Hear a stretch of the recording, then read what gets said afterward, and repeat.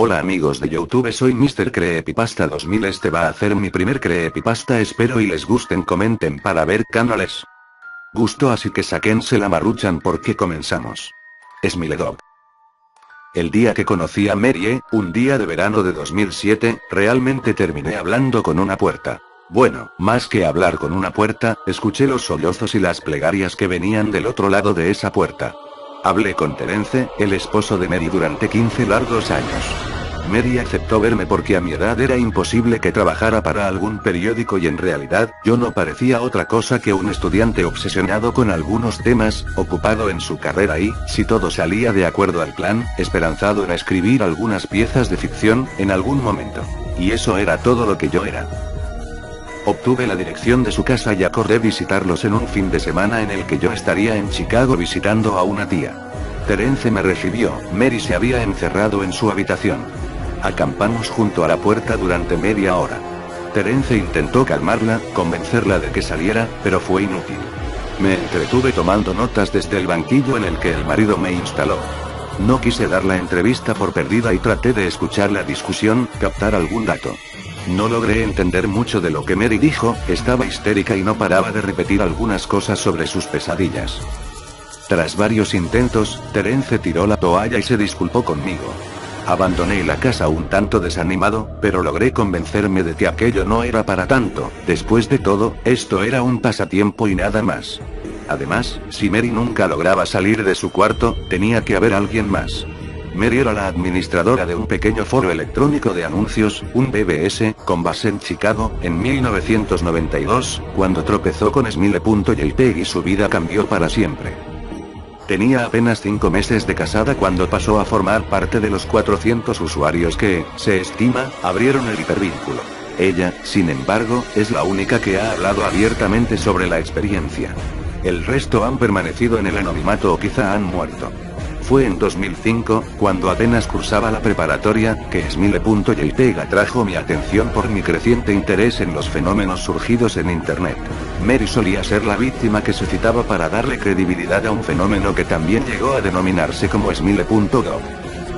Lo que más me atraía era el absoluto silencio en Internet sobre la cuestión, la gente familiarizada con los rumores y dispuesta a hablar sobre ellos los consideraba apenas un hoax, pues incluso dedicando algunas horas a la tarea, es imposible encontrar la imagen. Ciertamente, existen muchas fotos manipuladas con la finalidad de hacerse pasar por la original y es eso lo que uno va a encontrar en los primeros intentos con cualquier buscador. A la imagen original se le atribuyen efectos colaterales muy significativos. Ansiedad aguda, delirio y en algunos casos, epilepsia. Creo que ese es el principal motivo de que el archivo sea apenas una sombra, un fantasma que suele mencionarse de vez en cuando. La censura del tópico se apoya en el escepticismo o en el miedo.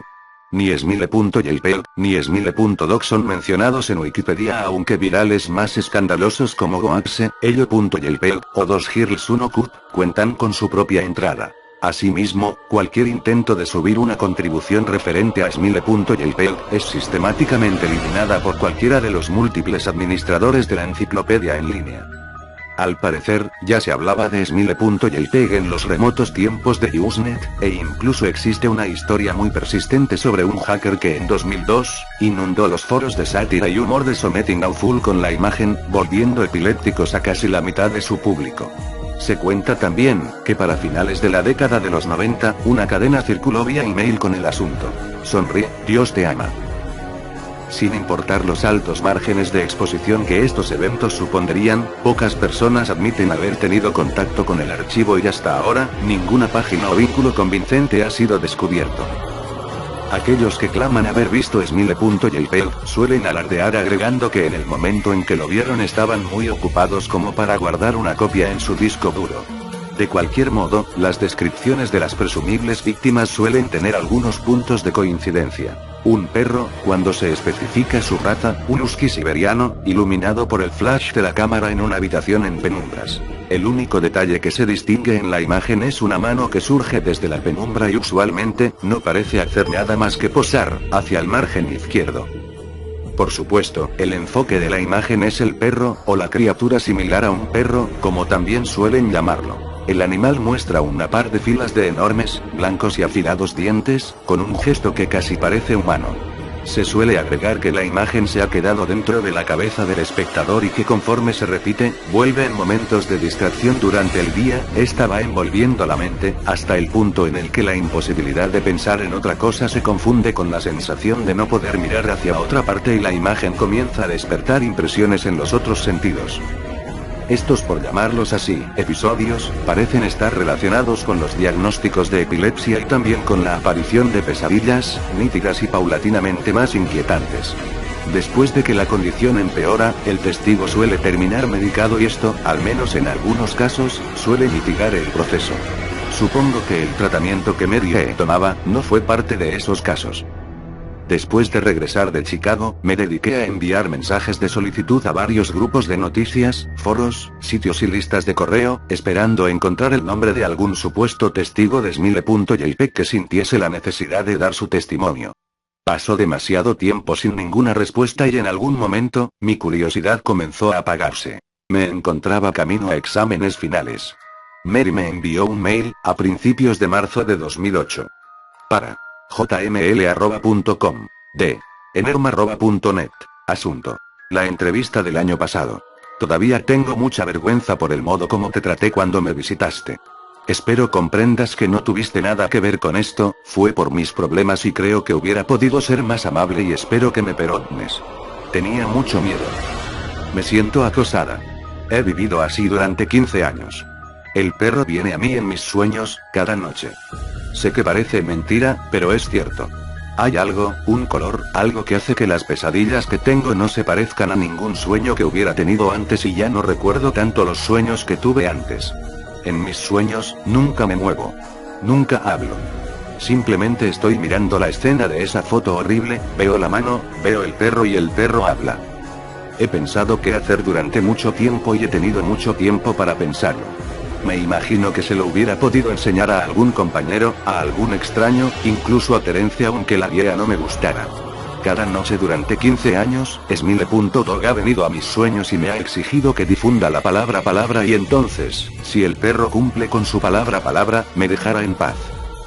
Lo que me detiene es pensar en lo que haría si me miente y si no la cumple.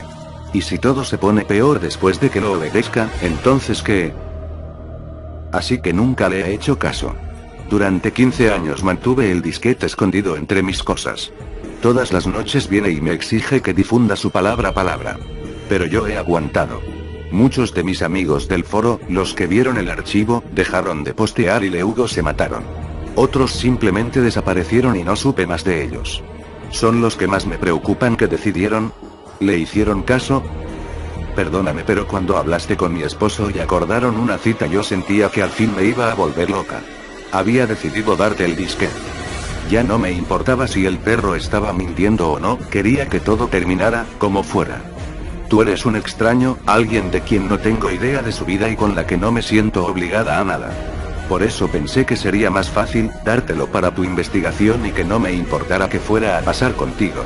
Pero antes de que llegaras me vi en el espejo y me di cuenta de lo que estaba haciendo. Estaba a punto de arruinar tu vida para siempre. No pude soportarlo, todavía no puedo. Tengo mucha vergüenza de lo que estuve a punto de hacerte y todo lo que espero es que esta advertencia haga que recapacites y dejes de buscar el archivo. Porque puede que te encuentres con alguien más débil o más inconsciente y no dude en obedecer sus palabras. Todavía estás a tiempo de detenerte. Sinceramente, Mary. Terence me llamó unos días después, estaba en la ciudad y quería verme, lo cité en un café. Mary se había suicidado. Después de cremarla, había decidido revisar sus cosas, sus cuentas de correo y su ordenador. Fue hasta que me contó que había dado con el email que su esposa me mandó, que me di cuenta del verdadero estado en el que se encontraba. Era poco lo que quedaba del carácter afable y seguro con el que me había encontrado el año pasado. Me pidió que hiciera caso de lo que su esposa me había advertido. Había encontrado el disquete, etiquetado simplemente como Dog, en una estantería, en medio de un libro. Lo había roto y le había prendido fuego hasta volverlo nada más que un pedazo de plástico negro y retorcido. Silbó, me dijo. Noté su rostro palidecer mientras intentaba tragar saliva y luchaba por explicarme, por encontrar las palabras correctas para explicarme. La cosa silbó, la cosa, y trató de disimular el tono de su voz, el temblor de sus manos, dándole un trago a su taza de café. Y la cosa aulló cuando se estaba quemando y... Noté el cambio en su cara, conforme se daba cuenta de lo que me estaba diciendo como si fuera un animal vivo. Me conmovió, quizá demasiado. Tengo que admitir que no supe cómo manejar mi encuentro con Terence. Si esto era una broma, era una muy buena. Pensaba, para calmarme, que todo era un engaño. Parecían una pareja seria, pero hey, quién sabe, quizás solo se habían estado divirtiendo. Luego encontré el obituario de Mary e incluso, encontré una pequeña nota que cubría su muerte en la sección policíaca de un tabloide de Chicago. Estaba muerta, al parecer, aunque ni la nota ni el obituario decían nada acerca de un suicidio. Decidí abandonar definitivamente mi pasatiempo, sobre todo porque estaba por finalizar el semestre y tenía que concentrarme en los exámenes. El mundo tiene formas extrañas de ponernos a prueba. Casi después de un año completo de que viera al esposo de Mary, recibí otro mail. Para jml@com. De elzair82@com. Hola. Encontré tu correo electrónico en una lista de correo. Tu perfil decía que estabas buscando a Smilegov. Yo la vi y no es tan mala como todo el mundo dice. La adjunto. Hay que difundir la palabra palabras.